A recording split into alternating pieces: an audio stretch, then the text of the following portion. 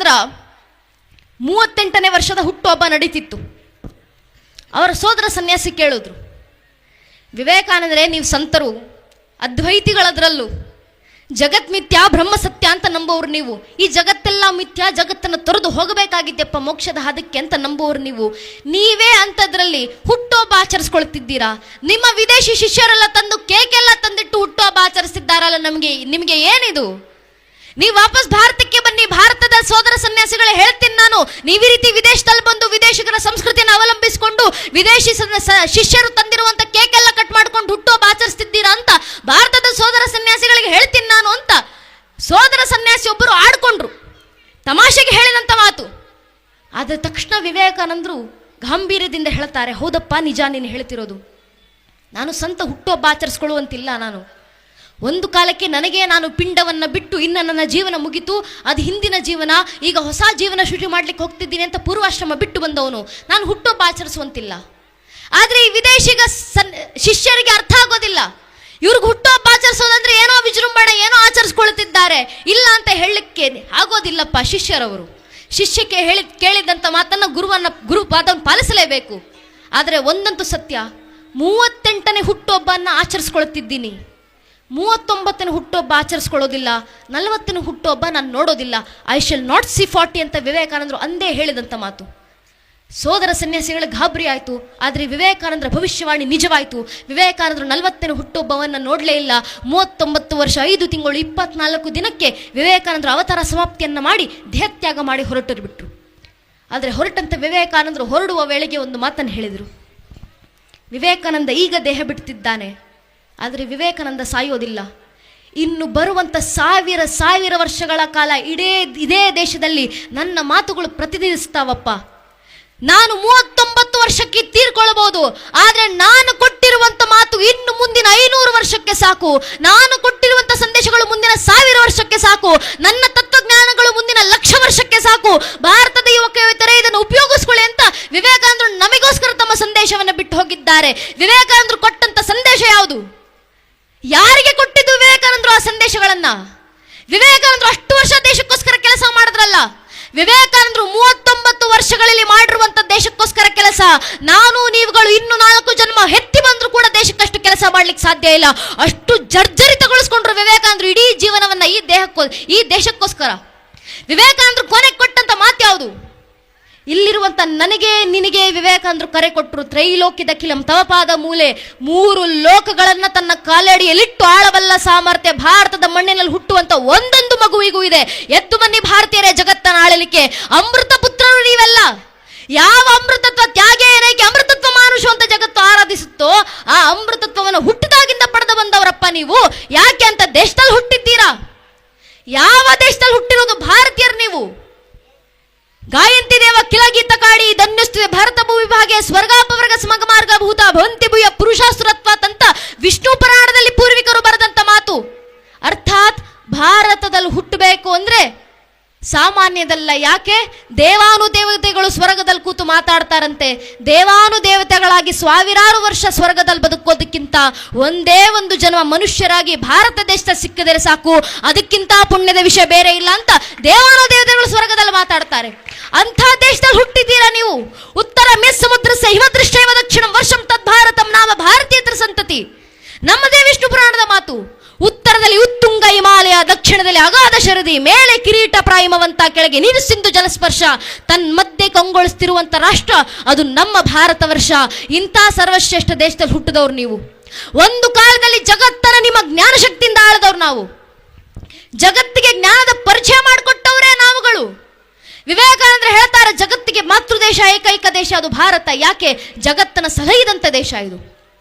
ಇಡೀ ಜಗತ್ತಿನಲ್ಲಿ ಪ್ರಥಮ ಗ್ರಂಥವನ್ನ ಬರೆದಿದ್ದು ಯಾರು? ನಾವು. ಋಗ್ವೇದ ನಮ್ಮ ಶಾಸ್ತ್ರಗಳ ಪ್ರಕಾರ. ಇಡೀ ಜಗತ್ತಿನಲ್ಲಿ ಪ್ರಥಮ ಕಾವ್ಯವನ್ನ ಬರೆದವರು ಯಾರು? ನಾವು. ರಾಮಾಯಣ.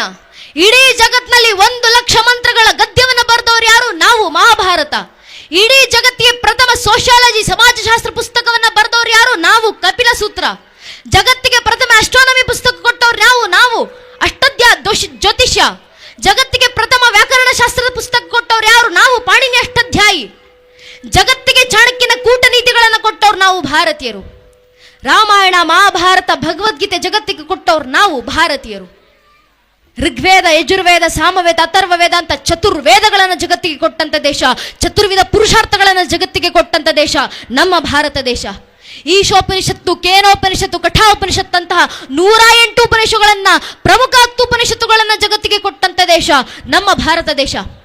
ಧರ್ಮಶಾಸ್ತ್ರ, ಅರ್ಥಶಾಸ್ತ್ರ, ಖಗೋಳ, ವಿಜ್ಞಾನ, ಭೌತಶಾಸ್ತ್ರ, ಸಂಖ್ಯೆಸೂತ್ರ, ಮೀಮಾಂಸಾ ಸೂತ್ರ, ನಾಟ್ಯಶಾಸ್ತ್ರ, ಯೋಗಶಾಸ್ತ್ರ, ಯೋಗ ವಿಶಿಷ್ಟ, ಅಭಿನವ ಭಾರತ, ಪಂಚತಂತ್ರ, ದಿವ್ಯ ಪ್ರಬಂಧ, ತಿರುಮೂರೈ, ಪಂಚದಶಿ, ವೇದಾಂತ ಸಾರ, 25 ಶಾಸ್ತ್ರ, 25 ಸೂತ್ರ, ಶಿವಸೂತ್ರ, ಶಿವಸಂಹಿತ, ರಾಮಾಯಣ, ಮಹಾಭಾರತ, ಶ್ರೀಮದ್ ಭಾಗವತಂ, ಹರಿವಂಶ ಪುರಾಣ, ಪದ್ಮ ಪುರಾಣ ಅಂತ ಸಾವಿರಾರು ಜ್ಞಾನ ಭಂಡಾರಗಳನ್ನ ಜಗತ್ತಿಗೆ ನೀಡಿ ಇಡೀ ಜಗತ್ತೇ ಅಜ್ಞಾನದ ಅಂಧಕಾರದಲ್ಲಿ ಮುಳುಗೋಗ್ತಾ ಇದ್ದಂತ ಸಂದರ್ಭದಲ್ಲಿ ಜಗತ್ತಿನ ಮುಂದೆ ಜ್ಞಾನ ಭಾಸ್ಕರನಂತೆ ಹೊಳೆದು ತನ್ನ ಜ್ಞಾನದ ಉಷಕಿರಣಗಳಿಂದ ಜಗತ್ತನ್ನ ಪ್ರಜ್ವಲಿಸಿ ನಿಂತಂತೆ ಏಕೈಕ ದೇಶ ಅದು ನನ್ನ ಭಾರತ ದೇಶ ಮಾತ್ರ. ಈ ದೇಶಕ್ಕಿರುವಂತ ಹಿರಿಮೆ, ಈ ದೇಶದ ಜ್ಞಾನ ಪರಂಪರೆ ಸತ್ವ, ಈ ಜ್ಞಾನ ಪರಂಪರೆಯನ್ನು ಮುಂದುವರಿಸಬೇಕಾಗಿರೋದು ಯಾರು ಮುಂದುವರಿಸ್ತಾರೆ ಜ್ಞಾನ ಪರಂಪರೆ? ವಿವೇಕಾನಂದರು ಅದಕ್ಕೆ ಕರೆ ಕೊಟ್ಟಿದ್ದು. ನೀವೇ ಭಾರತದ ಯುವಕ ಯುವತಿಯರೇ, my faith lies in the youngsters of India, out of them will come my workers and workers lies and lionesses for the nation. ವಿವೇಕಾನಂದರ ಮಾತು. ನನ್ನ ನಂಬಿಕೆ ಭಾರತದ ಯುವಕ ಯುವತಿಯರ ಮೇಲಿದೆ. ಆ ಯುವಕ ಯುವತಿಯರು ಸಿಮ್ಮಿಣರಂತೆ ಎದ್ದು ಬಂದು ದೇಶಕ್ಕೋಸ್ಕರ ಕೆಲಸ ಮಾಡ್ತಾರೆ, ಈ ಸಂಸ್ಕೃತಿಯನ್ನು ಮುಂದುವರಿಸ್ತಾರೆ. ವಿವೇಕಾನಂದರು ನಮ್ಮ ಮೇಲೆ ನಂಬಿಕೆ ಇಟ್ಟು ಹೋಗಿದ್ದಲ್ವಾ? ಭಾರತೀಯ ಪರಂಪರೆ, ಇಷ್ಟು ಘನವಾದ ಪರಂಪರೆ, ಜ್ಞಾನ ಪರಂಪರೆ ನಾವಲ್ದೆ ನೀವಲ್ದೆ ಇನ್ನು ಯಾರು ಮುಂದುವರಿಸಬೇಕು? ಈ ಜ್ಞಾನ ಪರಂಪರೆ ಉಳಿಸ್ಕೊಳ್ಳಿಕ್ಕೆ ಎಷ್ಟೆಲ್ಲ ಪ್ರಯತ್ನಗಳಾಗಿದ್ದಾವೆ, ಎಷ್ಟು ಶ್ರಮಗಳು ಪಟ್ಟಿದ್ದಾರೆ. ಇದೇ ಜಗತ್ನಲ್ಲಿ ಪ್ರಾಚೀನ ಅಂತ ಕರೆಸ್ಕೊಂಡಂತ 35 ಜನಾಂಗಗಳಿದ್ವು. ಎಲ್ಲೋದ್ವು ಆ 35 ಜನಾಂಗಗಳು? ಎಲ್ಲೋಯ್ತು ಜಗತ್ತಿನ ಮುಂದೆ ಪಿರಮಿಡ್ಗಳನ್ನು ಕಟ್ಟಿ ಮೆರೆಸಿದಂತ ಈಜಿಪ್ಷಿಯನ್ ಜನಾಂಗ? ಎಲ್ಲೋಯ್ತು ಜಗತ್ತನ್ನು ಆಳಲಿಕ್ಕೆ ಬಂದಂತ ಗ್ರೀಕ್ ಜನಾಂಗ? ಎಲ್ಲೋಯ್ತು ಜಗತ್ತಿಗೆ ಭಾಷಾಶಾಸ್ತ್ರವನ್ನು ಪರಿಚಯಿಸಿಕೊಟ್ಟಂತ ಪರ್ಷಿಯನ್ ಜನಾಂಗ? ಎಲ್ಲೋದ್ರು ಬ್ಯಾಬಿಲೋನಿಯನ್ ಜನಾಂಗ? ಎಲ್ಲೋಯ್ತು ಮೆಸ್ಪೊಟೋಮಿಯನ್ ಜನಾಂಗ? ಸ್ವಲ್ಪ ಯೋಚನೆ ಮಾಡಿ ನೋಡಿ ನನ್ನ ನೆಚ್ಚಿನ ಬಂಧುಗಳೇ. ತಮ್ಮ ಮೇಲಾದಂಥ 10, 20, 40, 50 ವರ್ಷದ ಒಂದೇ ಒಂದು ಪರಕೀಯ ಜನಾಂಗದ ದಾಳಿಯನ್ನು ತಡೆಯುವಷ್ಟು ಸಾಮರ್ಥ್ಯ ಇಲ್ಲದೆ ಪ್ರಾಚೀನ ಅಂತ ಕರೆಸ್ಕೊಂಡಂಥ 35 ಜನಾಂಗಗಳು ಇತಿಹಾಸದ ಪುಟಗಳಿಂದ ಅಳಿಸಿ ಹೋದವು. ನಮ್ಮ ಕಣ್ಣು ಮುಂದೆ ಕಣ್ಣು ತೆರೆದಂಥ 100 ಮತಪಂಥಗಳು, ಜನಾಂಗಗಳು ಕಣ್ಮರೆಯಾದವು. ಪ್ರಾಚೀನ ಜನಾಂಗಗಳು ಅಲ್ಪಾಯುಗಳಾಗಿ ಕಾಲಗರ್ಭ ಸೇರಿದ್ವು. ಯಾಕೆ? ತಮ್ಮ ಮೇಲಾದಂಥ ದಾಳಿಗಳನ್ನು ತಡೆಯುವಷ್ಟು ಸಾಮರ್ಥ್ಯ ಜನಾಂಗಗಳಿಗಿರಲಿಲ್ಲ. ಆದರೆ ನಮ್ಮ ಭಾರತೀಯ ಜನಾಂಗ, ಈ ಜನಾಂಗವನ್ನು ನಾಶ ಮಾಡಬೇಕು, ಈ ಭಾರತದ ಜ್ಞಾನ ಪರಂಪರೆ ನಾಶ ಮಾಡಬೇಕು, ಈ ಭಾರತದ ಸಂಸ್ಕೃತಿ ನಾಶ ಮಾಡಬೇಕಂತ ನಮ್ಮ ಮೇಲೆ 10, 20, 40, 50 ವರ್ಷ ಅಲ್ಲ, 1375 ವರ್ಷಗಳ ಕಾಲ ನಿರಂತರ ದಾಳಿ ಆದವು. ಇಷ್ಟು ವರ್ಷ ದಾಳಿ ಮಾಡಿದ್ರು ಒಂದೆರಡು ಪರಕೀಯ ದೇಶದವರ? ಎಷ್ಟು ಪರಕೀಯ ದೇಶದವರು ಬಂದು ದಾಳಿ ಮಾಡಿದ್ರು? ಮೊಘಲರು ಬಂದ್ರು, ತುರ್ಕರು ಬಂದ್ರು, ಅರಬ್ಬರು ಬಂದ್ರು, ಅಫ್ಘಾನರು ಬಂದ್ರು, ಪೋರ್ಚುಗೀಸರು ಬಂದ್ರು, ಡಚ್ಚರು ಬಂದ್ರು, ಫ್ರೆಂಚರು ಬಂದ್ರು, ಇಂಗ್ಲಿಷರು ಬಂದ್ರು, ಶಕರು ಬಂದ್ರು, ಹೂಣರು ಬಂದ್ರು. ಇವರೆಲ್ಲರೂ ನಮ್ಮ ಮೇಲೆ ಬಂದು ದಾಳಿ ಮಾಡಿದ ನಂತರವೂ ಇವತ್ತಿಗೂ ಭಾರತ ದೇಶವಾಗೇ ಜೀವಂತವಾಗಿದೆ. ಭಾರತೀಯ ಸಂಸ್ಕೃತವಾಗೇ ಜೀವಂತವಾಗಿದೆಯಲ್ಲ. ಯಾಕೆ?